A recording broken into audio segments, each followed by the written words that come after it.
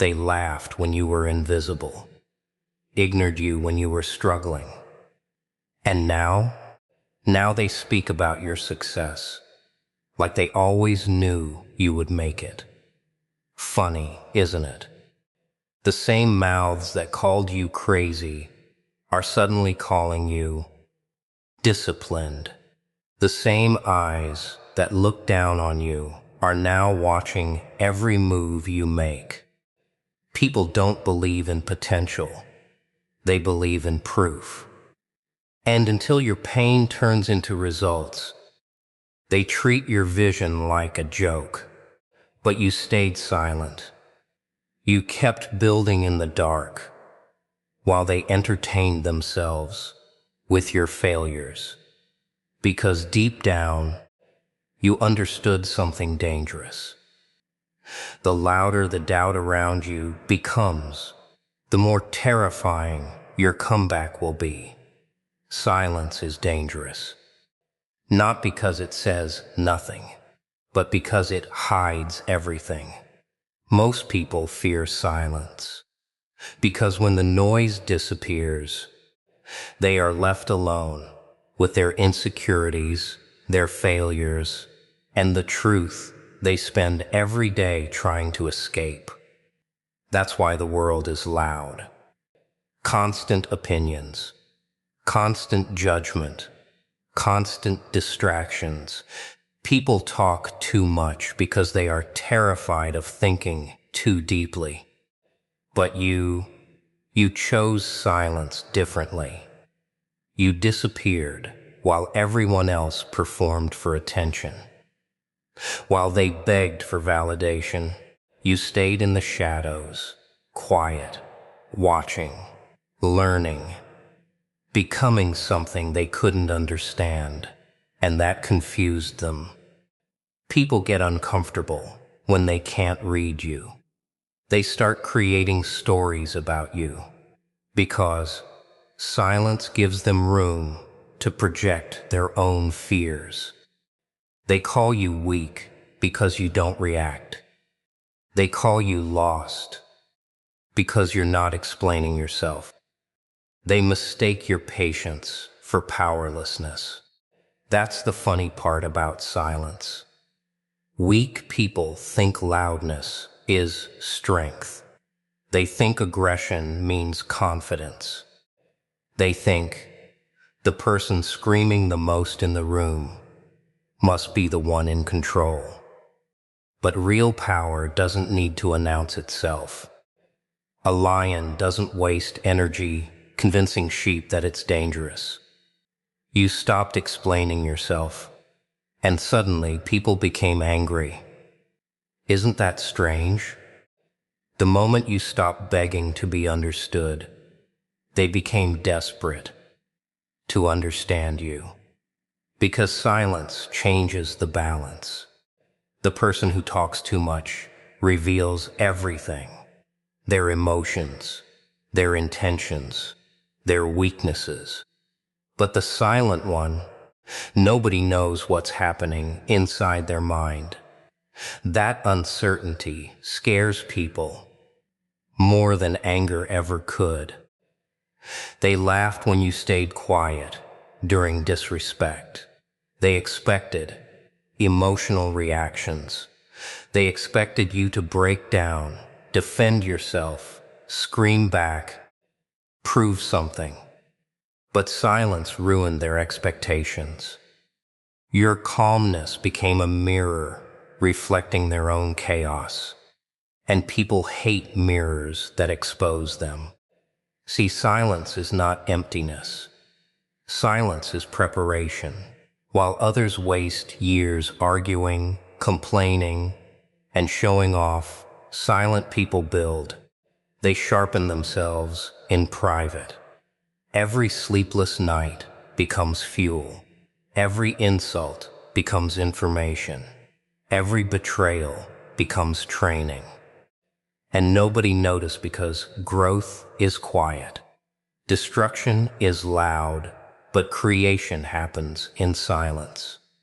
A tree makes no sound while growing, but one crack during a storm gets everyone's attention. That's how people are. They ignore your silent progress for years, then suddenly act shocked when your success becomes impossible to ignore. Overnight success. No, it was years of silent suffering. Nobody respected because pain without visible rewards makes people uncomfortable. The truth is, silence protects energy. Most people drain themselves trying to win arguments that don't matter, trying to impress people who secretly want them to fail, trying to explain dreams to people too blind to see beyond their own limitations.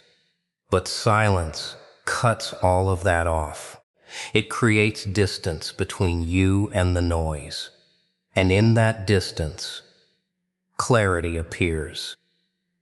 You started realizing not everyone deserves access to your thoughts. Not everyone deserves explanations. Some people ask questions, not because they care, but because they want material to doubt you with later. They study your weaknesses disguised as concern. They clap for you in public and laugh at you in private. Silence protects you from those people. That's why mysterious people are powerful. Nobody can manipulate what they cannot predict. Nobody can sabotage what they cannot understand. Your silence became armor. Every time they expected you to react emotionally, and you stayed calm, you took control without saying a single word. And slowly, the same people who ignored you started watching you more carefully. They noticed your energy changed, your presence changed. You weren't chasing approval anymore. You stopped trying to fit into rooms that never respected you. That confidence disturbed them because it came from somewhere deeper than attention. It came from self-control. Most people are slaves to reactions. One insult destroys their mood. One opinion controls their confidence. One rejection changes their identity. But silence teaches emotional discipline. It teaches you how to observe without absorbing, to listen without reacting, to move without announcing. And once someone masters that, they become terrifying. Because now their emotions belong to them, not the world around them. Doubt is strange. It never attacks you directly at first. It enters quietly, like a whisper pretending to be logic. It doesn't shout that you will fail. It simply asks questions that slowly poison your confidence. Are you sure? What if you can't? What if they are right? And once those questions settle in your mind, they start growing on their own, feeding off fear, feeding off uncertainty, feeding off every small mistake you ever made. People think doubt comes from others, but that's only the surface. The real battlefield is inside you. The voices outside only activate the voices already waiting within. When someone laughs at your dreams, it hurts because a part of you secretly wonders if they might be right. That's where doubt survives. In the gap between what you want to believe and what you fear might be true. But something unusual happens when you stop running from it, when you stop begging for approval, when you stop needing people to believe in you. Doubt loses its power to control you and starts working for you instead. Because every insult becomes information. Every rejection becomes direction. Every failure becomes proof that you are still in the game they doubted. You, when you had nothing to show. When your ideas were just words. When your efforts looked invisible. When your struggles were too quiet for anyone to care about. They saw uncertainty and called it weakness. But uncertainty is not weakness. It is the raw stage of creation where everything still has the potential to become something greater. Doubt has a funny habit. It always disappears after success, but it never admits it was wrong. The same people who questioned your ability suddenly become experts on your journey. They act like they saw your potential from the beginning. They rewrite history to make themselves look smarter, safer, less foolish. But you remember. You remember who laughed. You remember who discouraged you. You remember who told you to stop. And you also remember the nights when doubt sat next to you, convincing you to quit quietly, without anyone noticing. Those were the real battles, not the applause afterward. Doubt grows strongest when you are alone, when there is no validation, no applause, no one clapping for your effort. That is where most people collapse. They mistake silence for failure. They assume slow progress means no progress. They give up right before momentum was about to form. But those who continue through doubt begin to notice something strange. The fear doesn't disappear, but it becomes background noise. It stops directing decisions. It stops controlling identity. You start acting anyway. You start building anyway. You start moving even when nothing feels certain. That is where transformation happens. Not in confidence, but in action taken without confidence. Because confidence is not the beginning. It is the result of surviving doubt repeatedly until it no longer feels threatening. People think successful. Individuals never felt doubt. That is the biggest misunderstanding. They felt it more deeply than anyone else. The difference is they didn't negotiate with it. They didn't let it choose their direction. They used it as resistance training. For the mind, doubt makes ordinary people freeze, but it sharpens focused people. It forces clarity. It removes distractions. It exposes who is serious and who is temporary in their own goals. Every time you survived doubt, something inside you changed.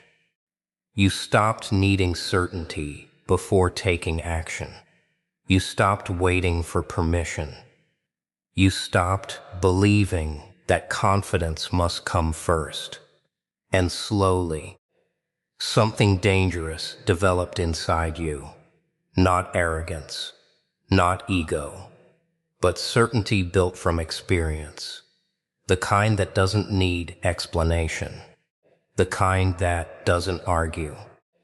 The kind that simply continues forward, no matter who is watching or what is being said. Pain is not just something that happens to you. It is something that rewrites you. Most people think pain is a moment, a phase, a mistake in life's design that should be avoided at all costs. But pain is not an interruption. It is instruction. It teaches in a language that comfort will never speak. At first, pain feels like collapse. It takes away your sense of control.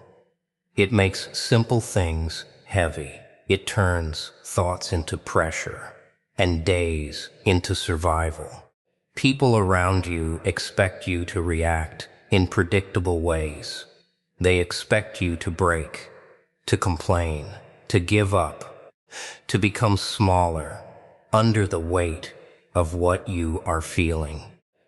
And many do exactly that, because pain without meaning feels unbearable. But something changes when you stop treating pain like an enemy and start observing it like a teacher. You begin to notice it doesn't come randomly. It arrives exactly where you are weakest. It exposes what you avoided. It reveals what you ignored. It shows you the cracks you were pretending didn't exist. Pain builds discipline because it removes options. When everything is comfortable, discipline is optional. When life is easy, excuses feel reasonable. But when pain enters, excuses start collapsing. You either move forward or you stay stuck in it. There is no middle space. That pressure forces structure. It forces routine. It forces focus. The world misunderstands strong people. They assume strength means absence of pain, but real strength is built inside it. Every person who looks unbreakable has already been broken in private. They have already experienced moments where quitting felt logical, where silence felt heavier than words, where continuing made no emotional sense at all. Pain doesn't ask for permission. It arrives when you are not ready. That is why it shapes character so deeply. It removes dependence on ideal conditions. It forces you to act without motivation. It forces you to think without comfort. It forces you to continue without support. There is a stage where pain becomes unbearable, and instead of destroying you, it divides you. One version of you wants to escape it, and another version starts adapting to it. That second version is where discipline is born, not from inspiration, not from motivation, but from necessity. People who have never suffered deeply often misunderstand persistence. They think it is talent or luck or natural confidence. But persistence is often just a trained response to pain. It is what happens when quitting has already been emotionally tested and rejected too many times. Pain also changes perception. It makes small problems irrelevant. Things that once felt important lose their weight. Opinions stop controlling you. External validation stops feeding you. Because when someone has lived through real internal pressure, external noise becomes insignificant. There is something isolating about pain as well. It removes distractions. It removes fake relationships. It removes unnecessary conversations. It shows you who stays and who disappears. That isolation is not punishment. It is clarity. In pain, time behaves differently. Days feel longer. Nights feel louder. Thoughts become sharper. And in that space, you either spiral into self-destruction or you start rebuilding yourself in silence. That rebuilding is where discipline becomes permanent. Most people wait for motivation to act, but pain does not wait. It demands movement. It forces structure even when there is no desire. And over time, that forced structure becomes habit. Habit becomes identity. identity becomes strength. There is a point where pain stops feeling like punishment and starts feeling like training. Not because it is pleasant, but because it is familiar. You begin to understand its patterns. You begin to recognize its lessons. You begin to stop resisting every moment of discomfort. And in that understanding, something dangerous forms inside a person. Not softness, not fear, but a controlled intensity that does not depend on external conditions. A discipline that survives chaos. A focus that doesn't need motivation. A strength that was never given, only earned through pressure that never stopped until something inside finally stopped breaking. Success does something strange to people. It doesn't just change your life, it changes how others remember your past. The same people who once looked at you like you were nothing suddenly start adjusting their memory, rewriting details, reshaping opinions, and pretending their judgment was never wrong. It's not that you changed in their eyes.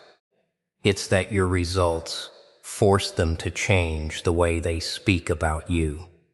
Before success arrives, opinions feel fixed.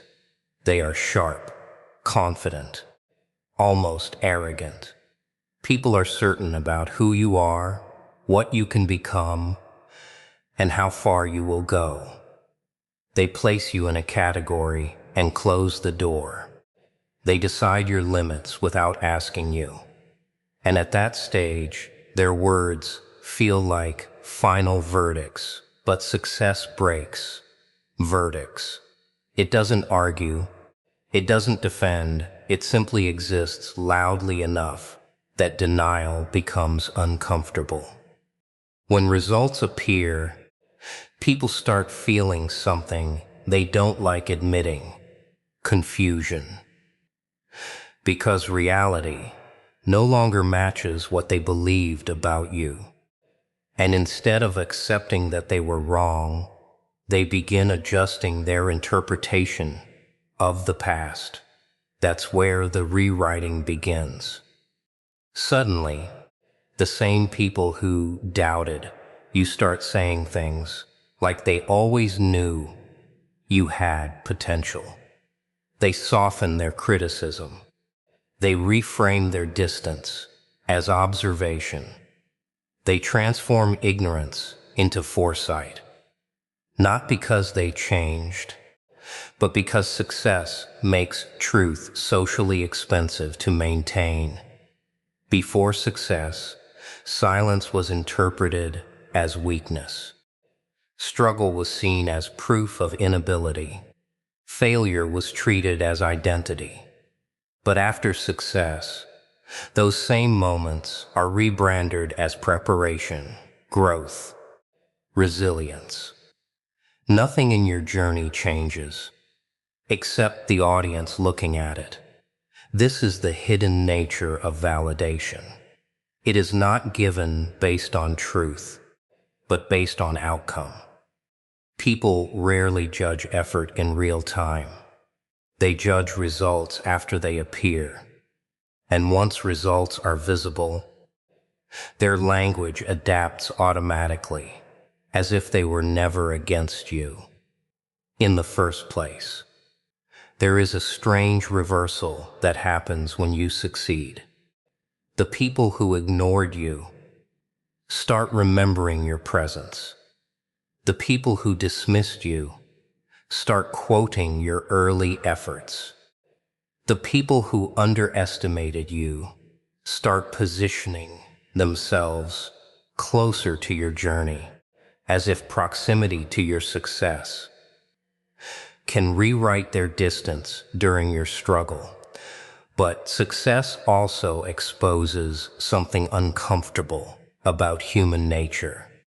Most opinions are not rooted in understanding. they are rooted in timing. When you were unknown, judgment was easy. When you become known, judgment becomes cautious. The same voice that once spoke freely starts measuring every word, and you begin to notice the shift. The energy changes, the tone changes, the confidence in others' criticism fades. Because success doesn't argue with opinions, it invalidates them silently. It doesn't need to defend itself. It just makes previous assumptions feel unstable. The most interesting part is not the praise, but the adjustment. People don't always become supportive. They become strategic. They decide how to speak about you based on how your success reflects on them. Association becomes valuable. Distance becomes risky. And suddenly, your name carries weight in conversations that once ignored it completely. Success also changes how people treat your past struggles. What was once mocked becomes inspirational. What was once questioned becomes admirable. What was once ignored becomes evidence of greatness in progress. The facts stay the same, but interpretation bends under pressure of outcome. Even those who doubted you start inserting themselves into your story, not as opponents, but as early believers who simply stayed quiet. Memory becomes flexible when ego is involved. People prefer to appear insightful rather than incorrect. But beneath all of this shifting narrative, one thing remains unchanged. The path you walked did not change because opinions changed. The silence you endured did not become louder because success arrived. The struggle did not become easier because people started speaking differently about it. Success does not erase doubt. It just makes doubt uncomfortable to admit openly. And in that discomfort, people begin to reshape language, reshape memory, reshape identity around your results, while the version of you that existed before any of it remains untouched in places they never bothered to look. Noise is everywhere, but it is not just sound. It is opinions disguised as advice, distractions dressed as opportunities, and unnecessary voices competing for attention inside your mind. Most people don't fail because they are incapable. They fail because they are constantly interrupted by things that do not matter. Focus is not natural in a world built to break it. Everything around you is designed to pull your attention in different directions. Notifications, conversations, comparisons, expectations, memories of past failures, predictions about future outcomes. The mind becomes a crowded place where nothing stays still long enough to grow. When focus is weak, even simple goals feel heavy. Not because the goal is difficult, but because attention is scattered. Every distraction takes a small piece of energy. Every interruption resets progress. And slowly, without noticing, days pass without real movement. Only activity that looks like progress but produces nothing. Lasting noise is comfortable because it gives the illusion of being busy. People surround themselves with constant input, so they don't have to face the emptiness of undirected thought. But that emptiness is where clarity is supposed to grow. Instead, it gets filled with borrowed opinions and temporary emotions. Focus begins when external voices start losing authority inside your mind, not by ignoring the world completely, but by deciding which parts of it deserve access to your attention. That decision is not loud. It is quiet, almost invisible, but it changes everything when someone is unfocused. Every opinion feels relevant.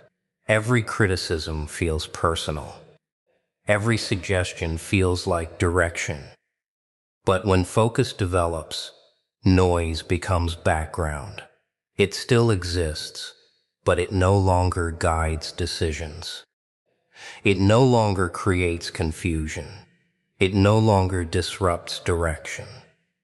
There is a point where focus becomes dangerous to distractions, because focused minds stop reacting.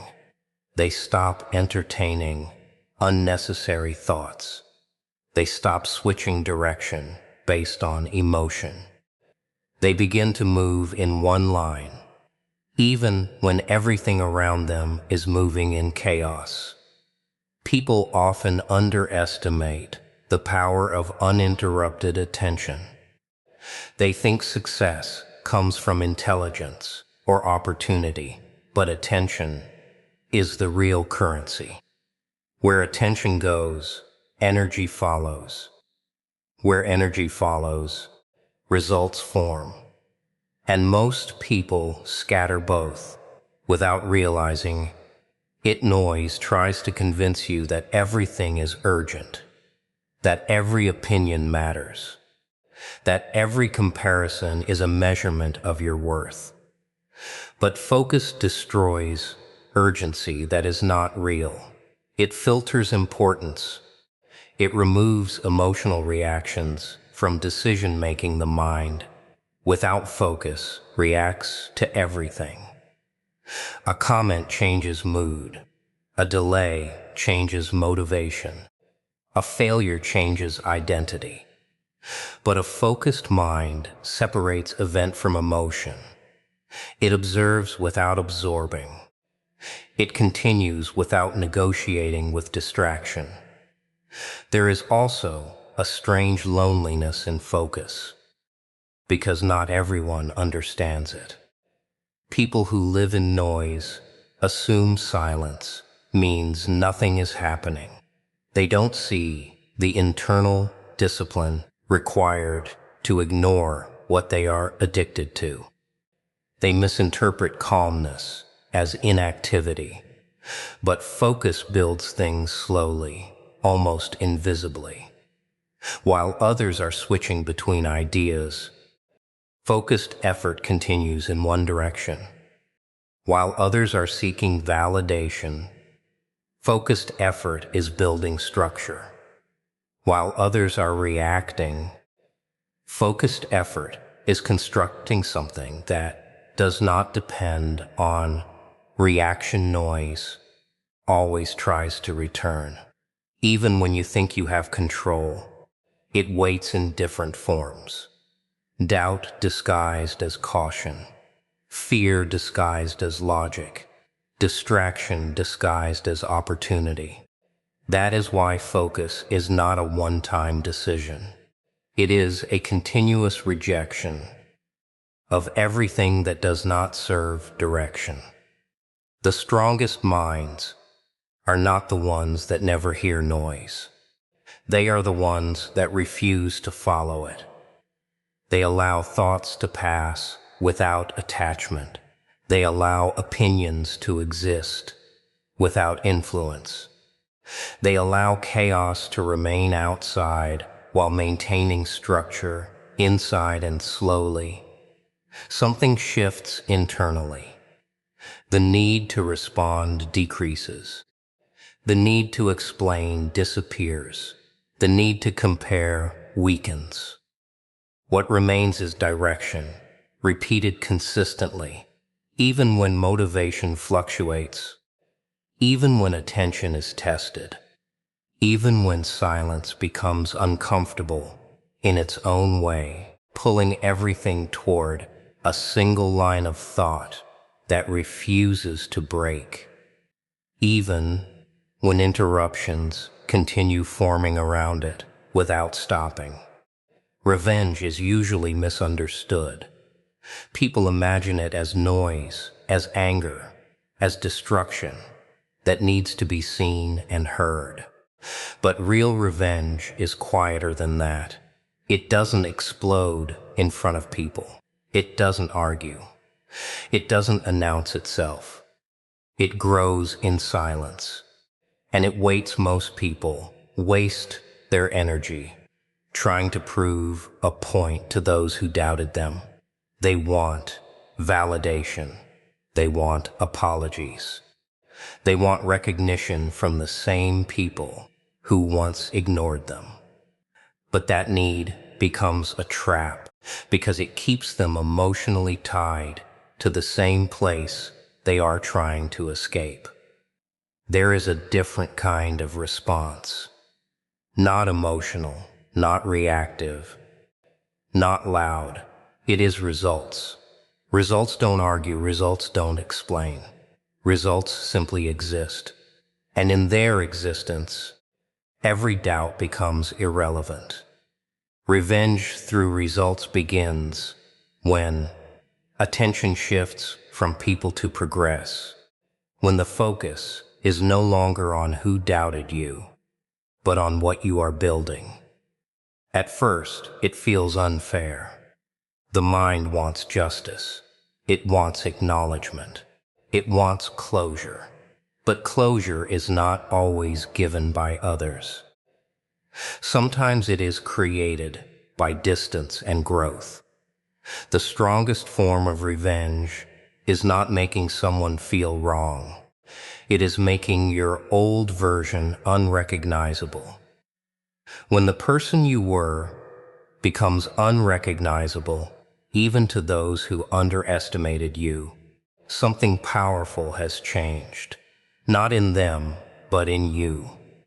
People often think revenge requires confrontation, but confrontation keeps you in the same cycle as the people you are trying to rise above. It keeps you emotionally connected to their opinions. It keeps your identity dependent on their reactions. That is not power. That is continuation of the same story. Under a different emotion, real revenge happens when you stop needing participation from others in your journey, when silence replaces explanation, when consistency replaces argument, when progress replaces discussion. There is something uncomfortable about watching someone you ignored become disciplined.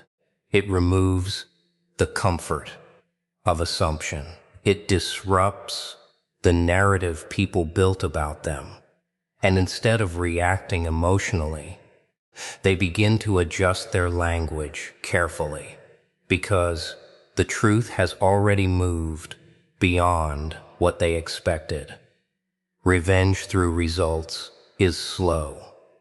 It does not give instant satisfaction. It requires patience in moments where emotion demands reaction. It requires restraint when ego wants expression. It requires discipline when memory tries to pull you back into old arguments that no longer matter. Every step forward becomes part of it. Every improvement becomes silent evidence. Every achievement becomes a quiet correction to the past. Not spoken, not declared, but understood through change. There is also a psychological shift that happens when results begin speaking louder than words. You stop explaining your actions. You stop defending your decisions. You stop trying to make others understand your process. because understanding is no longer required for progress. The world notices results late. It always does. It responds after outcomes appear, not during effort. That delay is what creates the illusion of sudden success. But nothing is sudden. Everything is built in the space where no one is watching, where no one is clapping, where no one is validating. And in that space, revenge transforms. It stops being emotional. It becomes structural. It becomes routine. It becomes identity. It becomes the decision to continue, regardless of who believes in it and who doesn't. The most powerful kind of revenge is the one that does not need to be seen as revenge at all. Because by the time it is understood, it is already too late to interrupt it, too late to question it, too late to reverse what has already been built through time, silence, and consistency that never depended on approval to begin with.